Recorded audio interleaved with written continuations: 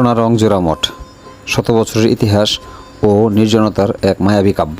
মুন্সিগঞ্জের টঙ্গিবাড়িতে এমন এক জায়গায় দাঁড়িয়ে আছি যেখানে সময় যেন থমকে গেছে। শত বছরের পুরনো ইটের দেয়াল, ঝোপঝাড়ের মাঝে মাথা উঁচু করে দাঁড়িয়ে থাকা দুটি মঠ, যাদেরকে স্থানীয়রা বলে সোনারং জোড়া মঠ। আজ আপনাদের নিয়ে যাব ইতিহাসের সেই অলিগলিতে যেখানে পাখির ডাক আর নিস্তব্ধতা মিলেমিশে একাকার হয়ে যায়। বন্ধুরা, আসসালামু আলাইকুম। আমরা এখন আছি মুন্সিগঞ্জের রামপাল উপজেলার সিপাহীপাড়া নামক একটি স্থানে। আমরা এখান থেকেই আমাদের সোনারং জোড়া মঠের উদ্দেশ্যে যাত্রা শুরু করব। কিছুক্ষণ আগে আমরা বাবা আদম জামে মসজিদ ঘুরে দেখেছি। বাবা আদম মসজিদের উপর আমার ভিডিও লিঙ্কটি আমি ডিসক্রিপশন বক্সে দিয়ে রাখবো, কারো ইচ্ছে হলে চেক আউট করতে পারবেন।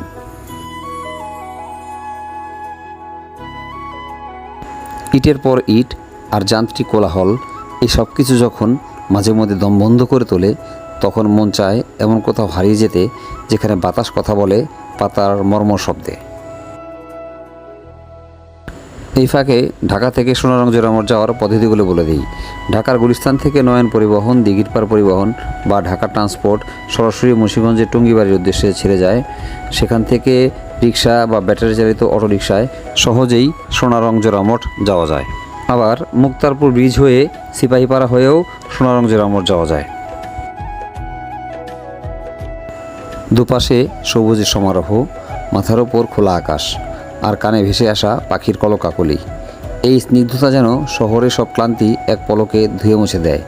গন্তব্যের চেয়েও এই পথটাই যেন বড্ড বেশি সুন্দর।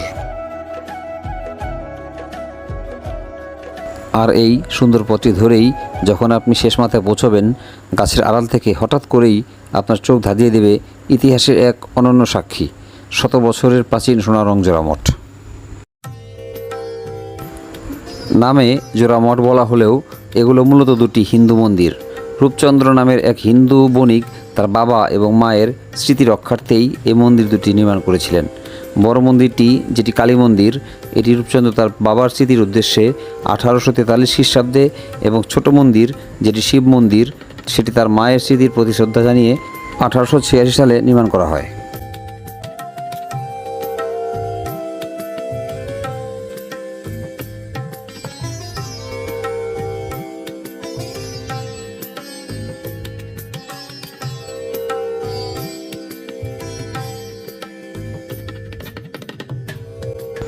মঠ দুটি অষ্টভুজাকৃতির এবং চুনসুরকি দিয়ে তৈরি। বড় মন্দিরটির উচ্চতা প্রায় 15 মিটার। এর গঠনশৈলীতে সেন আমলের স্থাপত্যের ছাপ পাওয়া যায়। মন্দির দুটির মূল উপাসনালয়ের সাথে টানা বারান্দা রয়েছে এবং ছাদ নিচু গোলাকার গম্বুজাকৃতির।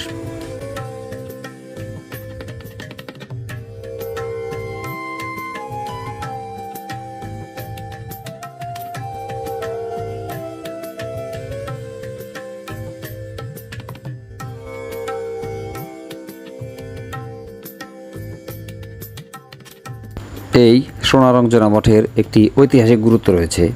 সোনারং গ্রামটি প্রখ্যাত সাহিত্যিক এবং সাংস্কৃতিক ব্যক্তিত্ব সত্যেন সেনের জন্মস্থান। তাই এই মঠের পাশাপাশি এই অঞ্চলটি তার স্মৃতি বিজড়িত বিভিন্ন কারণেও পরিচিত। প্রত্নতাত্ত্বিক গুরুত্বের বিচারে এটি বাংলাদেশের অন্যতম দর্শনীয় স্থান হলেও নিয়মিত রক্ষণাবেক্ষণের অভাবে এটি বর্তমানে কিছুটা শ্রীহীন অবস্থায় রয়েছে।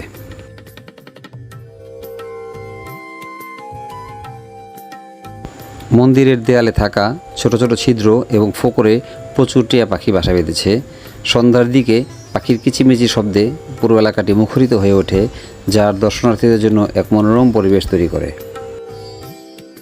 মন্দিরের সামনেই রয়েছে বিশাল শান বাঁধানো একটি পুকুর, যা বড় মন্দিরটি নির্মাণের সমসাময়িক সময়কেই নির্দেশ করে। দীর্ঘদিনের অবহেলা এবং সংস্কারের অভাবে ঐতিহাসিক এই স্থাপনাটি এখন অনেকটাই জরাজীর্ণ হয়ে পড়েছে। একসময় মন্দিরে অনেক মূল্যবান কারুকার্য, কষ্টিপাথরের মূর্তি এবং ধাতব নকশা থাকলেও কালের পরিক্রমায় এবং বিভিন্ন সময়ে চুরির ফলে তার অনেক কিছু এখন আর নেই।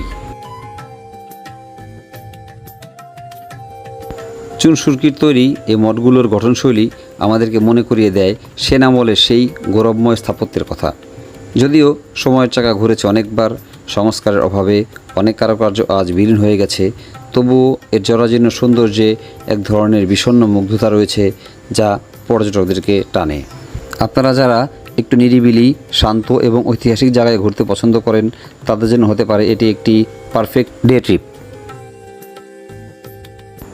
আজ এ পর্যন্তই। সবাই ভালো থাকুন। আল্লাহ হাফেজ।